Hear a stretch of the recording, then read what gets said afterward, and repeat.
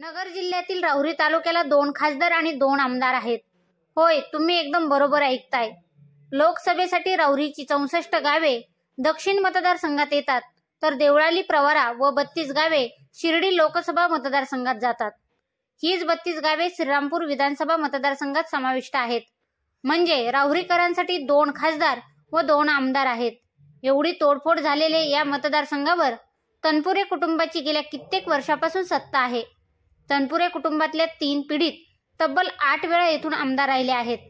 यावेळीही विद्यमान आमदार प्राजक्त तनपुरे यांना नेमके कोणाकोणाची आव्हान आहेत हे आपण या व्हिडिओमध्ये पाहूयात.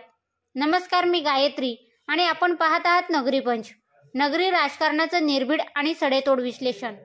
राजकीय कारणासाठी राहुरी तालुक्याची भौगोलिकदृष्ट्या तोडफोड करण्यात आली आहे. बागायती व सुसंस्कृत तालुका म्हणून या तालुक्याकडे पाहिले जाते. काँग्रेस, राष्ट्रवादी, भाजप हे तिन्ही प्रमुख पक्ष या तालुक्यात सक्रिय आहेत. राज्याच्या राजकारणात नुकतीच तोडफोड झाल्यानंतर राहुरीचे आमदार प्राजक्त तनपुरे आणि कर्जत जामखेडचे आमदार रोहित पवार हे 2च आमदार शरद पवारांसोबत राहिले. यावेळीही प्राजक्त तनपुरे हे शरद पवार गटाकडून विधानसभा लढवतील.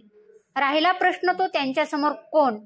गेल्या पंचवार्षिकला तनपुरे यांनी भाजपच्या शिवाजी कर्डिले यांचा पराभव करून आपल्या आईच्या पराभवाचा बदला घेतला होता.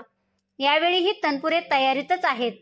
त्याउलट त्यांचे प्रतिस्पर्धी शिवाजी कर्डिले यांची जिल्हा बँकेवर वर्णी लागल्यानंतर त्यांचे राहुरीतील लक्ष कमी झाल्याचे त्यांचेच कार्यकर्ते खाजगीत सांगतात. पण कर्डिलेंचाही राहुरीत चांगलाच होल्ड आहे. विशेष म्हणजे किंगमेकर ठरणारी विखेंची ताकद कर्डिलेंच्या पाठीशी आहे. कर्डिले मूळचे नगर तालुक्यातील बुरानगरचे, मात्र नेवासा, राहुरी या शेजारच्या तालुक्यात जाऊन त्यांनी आमदारकी लढवली, विजयही मिळवला. 1995 पासून अविरत सुरू असलेला कर्डिलेंचा विजय रथ प्राजक्त तनपुरेंनी गेल्या वेळी रोखला. यावेळी मात्र कर्डिलेंचे राहुरीतील विधानसभेखेरीज नेवासा आणि आता श्रीगोंदा विधानसभेसाठी नाव घेतले जाऊ लागले आहे. कर्डिले हे भाजपचे हक्काचे कार्ड आहेत. कोठेही उभे राहिले तरी निवडून येऊ शकतात असा भाजपचा कयास आहे.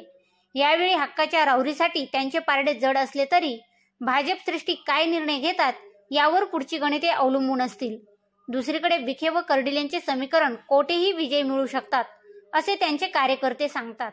गेल्या विधानसभेला देवळाली प्रवराचे नगराध्यक्ष व भाजपचे कट्टर कार्यकर्ते सत्यजित कदम यांचे नाव चर्चेत होते.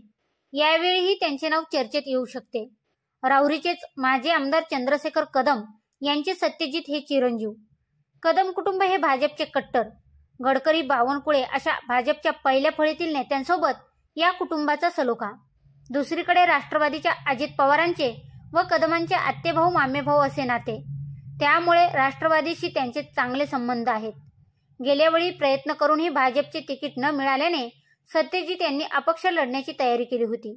मात्र फक्त श्रेष्ठींनी विनंती केल्यावर त्यांनी थांबणे पसंत केले.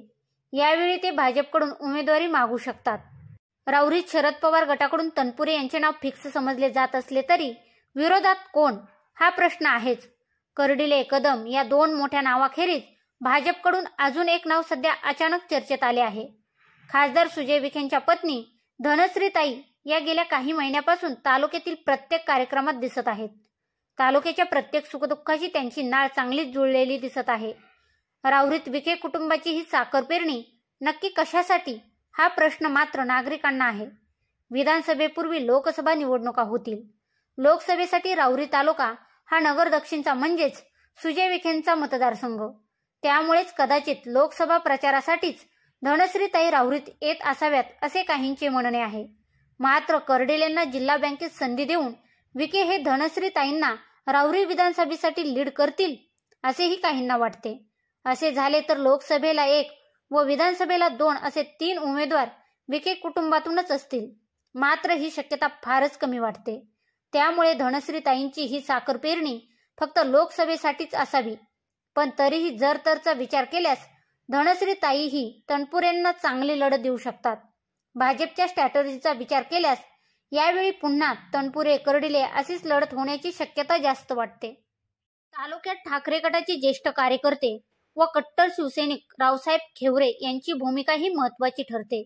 खेवरे यांचे सध्या शिर्डी लोकसभा निवडणुकीच्या प्रचारावर लक्ष आहे. या प्रमुख उमेदवाराखेरीज वंचितचे हे तालुक्यात चांगले वजन आहे. स्वतः प्रकाश आंबेडकरांनी येथे काही दिवसापूर्वी सभा घेतली होती. त्यावेळीच त्यांनी उमेदवार देण्याची इच्छा वर्तवली होती. काही दिवसांपूर्वी घडलेले उमरे प्रकरण, त्यानंतरचे गुहा प्रकरण आदी अनेक धार्मिक प्रकरणानंतर राहुरी तालुक्यात वंचित चांगलेच फॉर्ममध्ये आले होते. त्यामुळे आपल्या लोकप्रियतेचा टेम्पो कायम ठेवण्यासाठी तेही यावेळी नक्की उमेदवार देतील. मात्र मतदानाच्या गोळाबेरजेचा विचार करता वंचितच्या मताचा आकडा फक्त तनपुरेंनाच डोकेदुखी ठरू शकतो, हेही तितकेच खरे. तुम्हाला हा विषय कसा वाटला व अजून कोण उमेदवारी करू शकतात हे आम्हाला कमेंट करून नक्कीच कळवा. तसेच व्हिडिओ आवडला असेल तर चॅनलला सबस्क्राईब करून व्हिडिओला लाईक व शेअर करायला विसरू नका.